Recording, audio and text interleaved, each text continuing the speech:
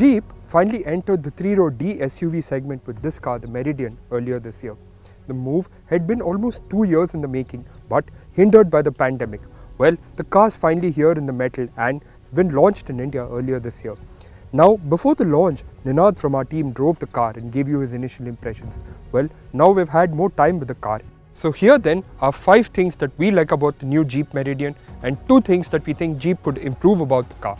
Are you enjoying the content on our channel? Then do hit those like, share and subscribe buttons, and also hit that bell icon to be notified the instant we put out a new video. The Jeep Meridian is being offered in India in 5 trim levels divided along the lines of 4x2 manual, 4x2 automatic and 4x4 automatic, which is only available as one fully loaded top spec trim. There's only diesel power on offer, and with this either a 6-speed manual or a 9-speed automatic. Prices at the time of making this video were in the range of Rs 35.59 lakh to Rs 43.99 lakh on road Delhi. For all the details, do visit our website carwale.com.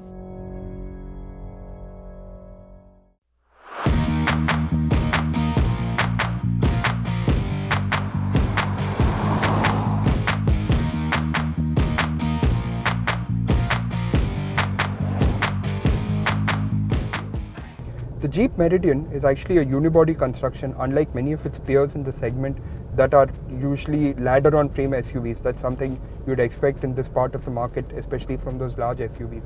But what Jeep has managed to do is give the Meridian a ride quality that offers the sophistication of a monocoque SUV, but with a true and blue SUV driving experience. And this shines in the ride quality, where you can just glide over bumps and imperfections without any struggle at all. Where you'd see smaller vehicles swerving and weaving to avoid potholes, you can just drive through them and the occupants will be unfazed inside the cabin.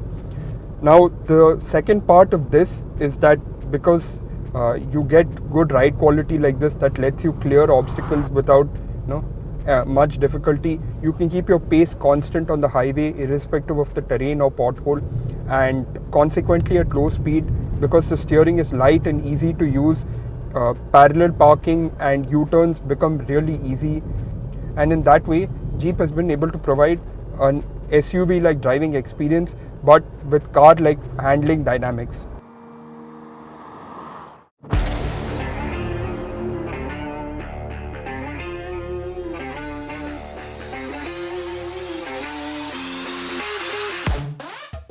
So in early 2021, Jeep had updated the interiors of the Compass, giving it the most major overhaul that it had had since it was launched in 2017. And the Meridian has more or less picked up on the same interior cues with a similar layout and similar design.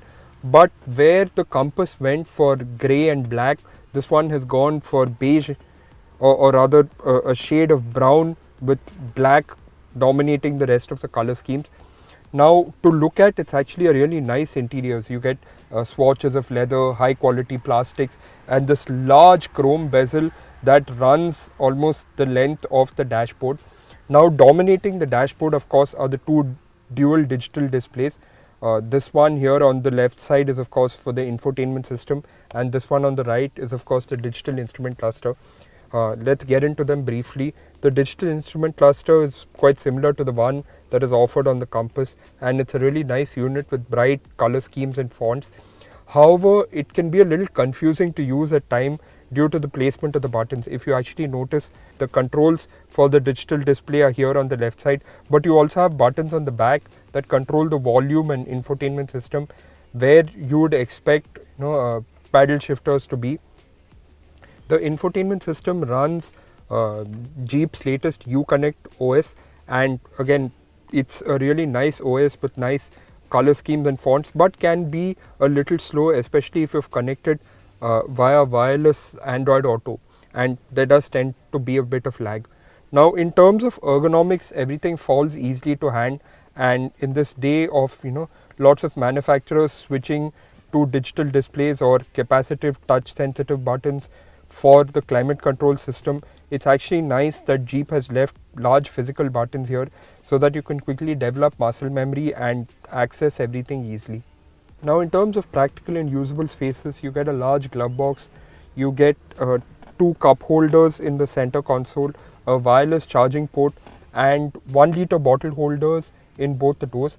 Now because of the way they're designed, the bottle tends to stick out a bit, and if you insert it there and you are a bit on the larger side or your bottle is a little big, it will tend to stick out, eating into room for your knee or for you to rest your knee on the door.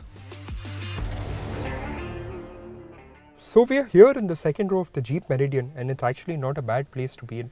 You get more than enough shoulder room and knee room, but under thigh support and headroom are a bit lacking, but there are things that shouldn't matter in the long run. Features here include seat back pockets, rear AC vents, a 12-volt socket, a USB port, a center armrest with two cup holders, and the ability of the seats to split fold in a 60-40 configuration for you to access the third row or for additional cargo space. Oh, and you also get 1 liter bottle holders in both the doors, but you have exactly the same issue that you have in the front seats, which is that if your bottle is a little large, it will stick out in an odd angle, eating into space for your knees.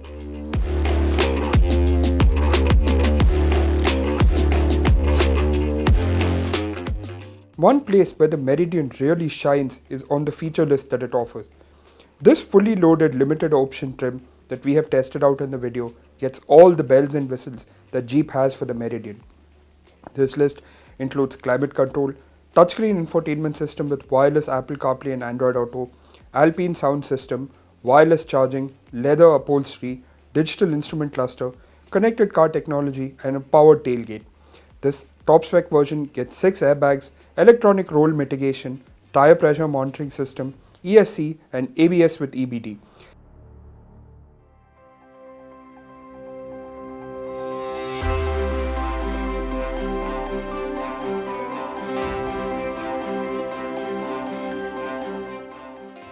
The Jeep Meridian is offered with a single diesel engine, which in this case is the same 2-liter unit found in the Compass.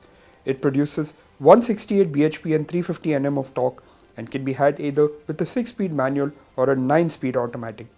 Jeep's legendary 4x4 technology is only offered on the top spec limited option automatic trim. On the go, performance feels more than adequate with sufficient punch for you to put your foot down and make quick overtakes. The gearbox, much like any large ratio box, does its best if you leave it in the background to do its thing, but it is quite involving if you want to make use of the manual shifting option via the gear lever. We tested the Meridian in this diesel AT two-wheel drive trim and it did the 0 to 60 kmph sprint in 5.21 seconds, while the 0 to 100 kmph run was achieved in 12.88 seconds. The 20 to 80 kmph kickdown was achieved in 6.94 seconds, while the 40 to 100 kmph kickdown was achieved in 9.56 seconds. While these aren't great numbers, they are indicative of decent mid-range punch, which should leave it with more than adequate performance both on the city and in the highway. In our fuel efficiency tests, it achieved 10.09 kmpl in the city and 14.49 kmpl on the highway. The MID indicated 10.20 kmpl and 15.40 kmpl respectively.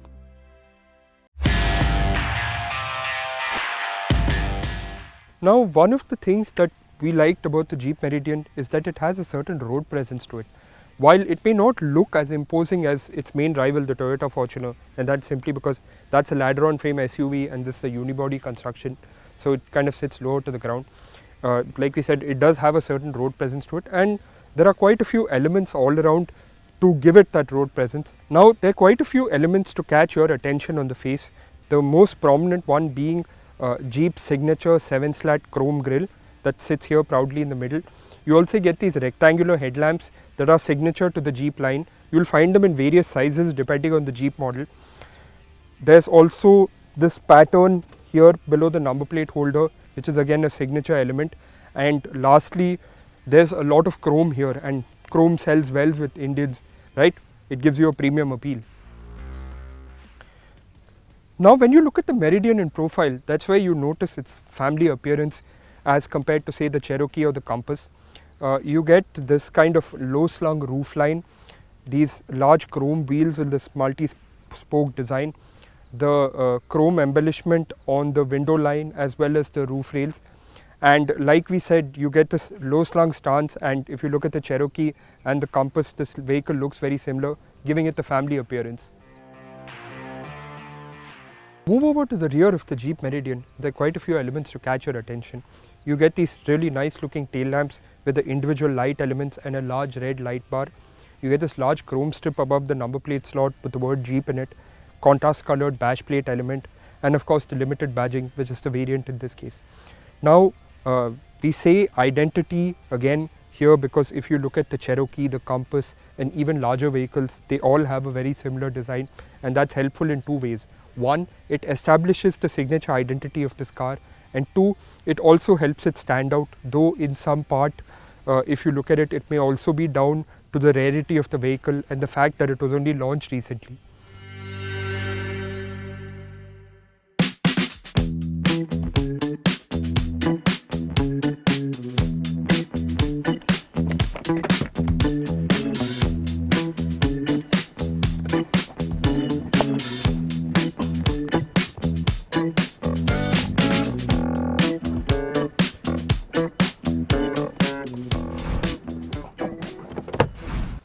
Now, as you can see in the last 20 seconds or so, it took me quite an effort to get into the third row of the Jeep Meridian, and that is for one reason, which is that the second and third row sit on a slightly higher level than the first row, which means that getting in is actually quite a challenge.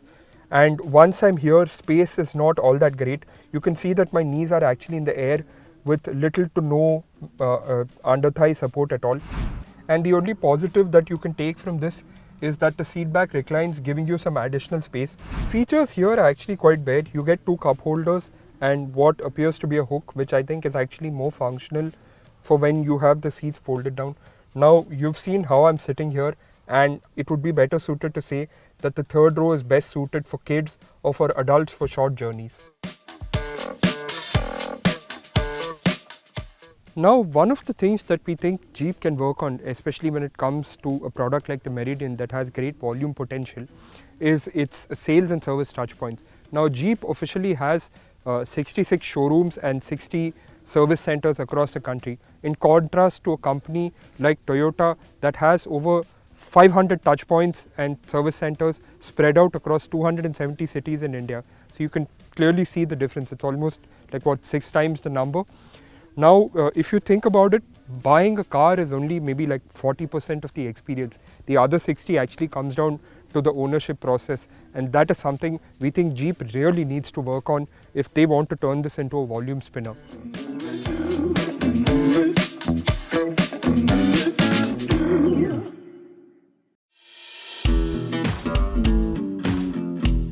So there you have it. 5 things that we really liked about the Jeep Meridian and 2 things that we think they could have done much better.